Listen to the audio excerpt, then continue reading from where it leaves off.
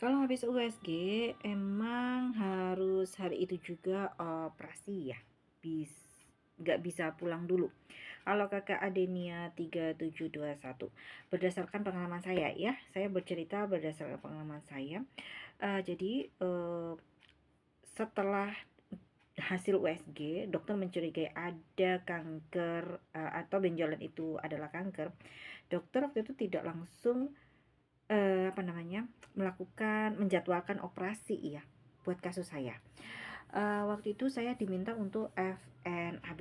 FNAB itu pemeriksaan pakai jarum halus buat ambil sampel sel dari benjolan. Apakah dia itu termasuk benjolan yang ganas atau enggak?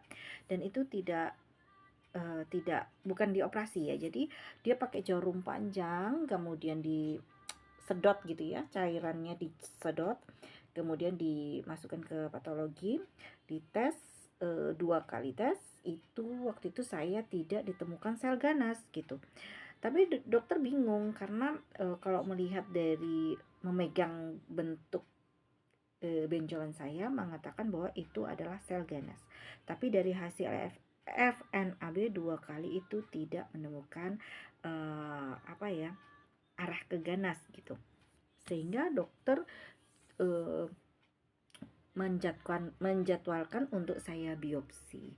Biopsi itu adalah pengambilan sedikit aja jaringan dari benjolan itu ya, dari benjolan itu diambil sedikit, cuma diambil sampel, kemudian dimasukkan patologi untuk dicek apakah itu ganas atau enggak. Nah, kalau misalkan dinyatakan nah dari situ sih sebenarnya dokter baru menjadwalkan atau melakukan tindakan selanjutnya, apakah harus operasi mastektomi atau lumpektomi, ataupun apakah harus kemoterapi dulu atau terapi-terapi yang lainnya untuk mengecilkan benjolan.